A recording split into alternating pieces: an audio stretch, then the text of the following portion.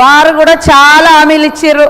సంవత్సరానికి 2 కోట్ల ఉద్యోగాలు, 15 లక్షల కాలాధనం, బాక్లా ఇంగే అది ఇదని వీళ్ళే రైతుల గురించి గొప్పలు మాట్లాడుతూ 2019 ఎన్నికల మేనిఫెస్టోలో రైతులకు పెన్షన్ కూడా ఇస్తామని చెప్పారు. 2 సార్లు గెలిచిర్రు కేంద్రంలో. అవి ఇయ్యలే. మా రాష్ట్రం ఇప్పుడున్న అటువంటి అప్పుల కుప్పగా ఉంది. అయినా కూడా మీరు సబ్సిడీలు అంటేనే పేదోళ్ళని సోమరిపోతులను చేస్తారనేది మీ ఆలోచన. కాబట్టి సబ్సిడీలను ఎత్తేసుకుంటూ ఇవాళ మీరు మాట్లాడుతున్నారు. నేను ఒకటే అడుగుతున్నా, ఇవాళ 266 రకాల పనులు ఉండేది ఈ చట్టంలో, ఎంజీఎన్ఆర్ఈజెస్లో. ఇప్పుడు ఆ పనులను కూడా తగ్గించారు. ఎట్లున్నదంటే నూనె లేని వత్తి ఎగేస్తేంది దిగేస్తేంది అన్నట్టు ఉంది. దీపంలో అలా నూనె లేదు. నువ్వు 125 రోజులు అని చెప్తున్నావు. మరి 125 రోజులు రాష్ట్రం మీద మోపడానికి మీకు ఏం అధికారం ఉంది? 50 రోజుల పని భారము మోపేటప్పుడు మరి సమైక్య స్ఫూర్తితో రాష్ట్రాల యొక్క ఒపీనియన్ తీసుకోవాలి కదా. 2004-05లో ఈ చట్టం వచ్చినప్పుడు కొన్ని జిల్లాలకే పరిమితమై ఉండేది. తర్వాత 2009లో ఓవరాల్ ఇండియా మొత్తం ఉపాధి హామీ చట్టం ఇంప్లిమెంటేషన్లోకి వచ్చింది. నువ్వు ఆ రోజు వారి యొక్క గాంధీ గారి యొక్క జయంతి సందర్భంగా వారి పేరును కూడా పెట్టడం జరిగింది. ఇవాళ గ్రామీణ ఉపాధి హామీ అనేది 1970 నుంచి స్టార్ట్ అయింది మహారాష్ట్రలో కరువు కాటకాలన్నప్పుడు.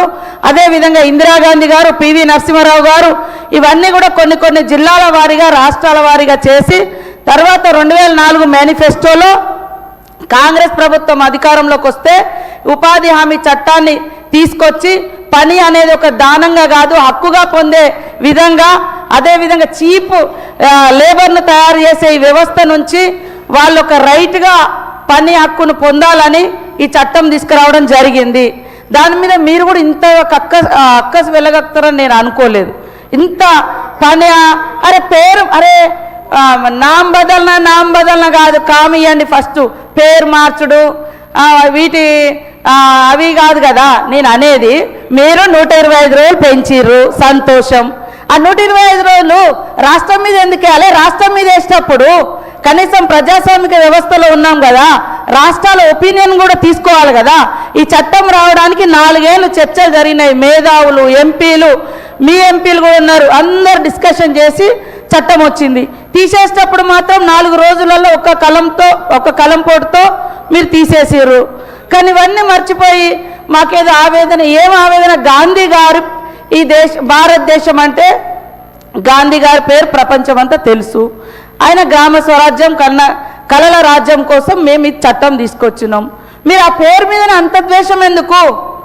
అంత పనివ్వండి. నామ్ బదలన నయ్యే కామ్ దేజే కామ్ ఇయర్ అని పని పెంచకుండా మమ్మల్ని పేర్లు మార్చి ఉల్టా పల్టా మాట్లాడడం కరెక్ట్ కాదు. ఇంకోటి నేను అనేది, మీరు అన్ని పెంచి 4% బడ్జెట్లో ఉండే ఉపాధి హామీకి మీరు ఎందుకు బడ్జెట్ తగ్గించారు?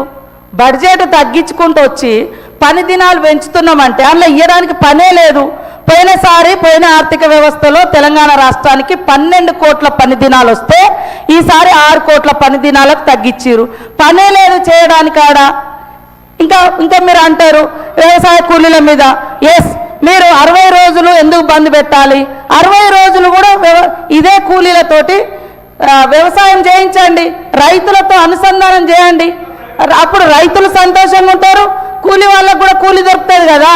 కోత పెట్టడం ఎందుకు అన్నా? మీరు చేసేదంతా ఈరోజు కార్పొరేట్ కంపెనీలకు చీప్ లేబర్ను అందించడం కోసం జరుగుతున్న కుట్ర. పేదోడికి పని దొరకకుంటే అప్పుడు నాకు ఇంత రేటు కావాలి అని అడిగే బేరమాడే శక్తి పోతుంది. ఎంత పని దొరికితే అంతకెళ్ళిపోతారు.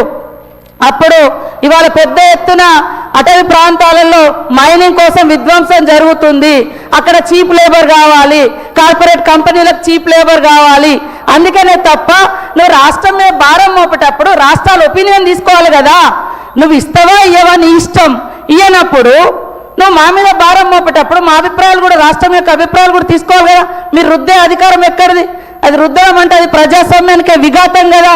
ఆర్టికల్ 47 ప్రకారం భారత రాజ్యాంగంలో పని కల్పించే హక్కు ఈ ఉపాధి హామీ యొక్క చట్టం రావడంలో ఆర్టికల్ 41 ప్రకారమే మరి ప్రతి ఒక్కరికి కూడా పని కల్పించాలనేటువంటి చట్టానికి ప్రతీకనే ఈ ఉపాధి హామీ చట్టం. కానీ దాని మీద దాడి చేస్తున్నారు. మీకు అంబేద్కర్ నచ్చాడు, మన గాంధీ గారు నచ్చారు, ఇంకెవ్వరు నచ్చారు, మీకు మీరే నచ్చుతారు. ఆదాని అంబానీలు తప్ప మీకు ఏ పేదో నచ్చాడు, ఏ అడవి బిడ్డలు నచ్చారు, ఏ నిరుపేదలు నచ్చారు, ఏ నాయకుడు ఏ మహనీయుడు నచ్చాడు. ఎవరి కోసమే మరి మీరు చేసేది? ఇదే నా పద్ధతి. ఏ మహనీయుడు కూడా నచ్చారు అయితే ఇంకే ఎవరు? అసలు చరిత్రను మొత్తం తిరగరాస్తున్నారు, ఉల్టా పల్టా చేసి తప్పుడు వక్రీకరణలు చేస్తున్నారు. ఈ దేశం కోసం త్యాగం చేసినటువంటి మహనీయుల మీద ఐడియాలజీ.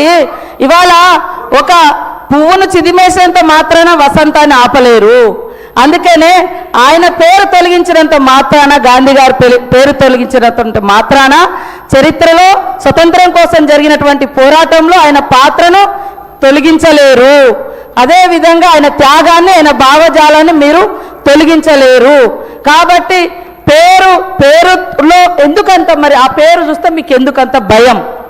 ఎందుకంటే మీరు స్వతంత్ర వ్యతిరేకంగా ఉన్నారు. స్వతంత్రం చేసినటువంటి పోరాట యోధుల్ని ఆనాడు చంపినటువంటి చరిత్ర ఆర్ఎస్ఎస్ గాడ్సేకు ఉంది కాబట్టి ఇవాళ ఆ పేరును తీసేస్తున్నారు అనేది ఈ సందర్భంగా నేను తెలియజేస్తా ఉన్నాను అధ్యక్ష.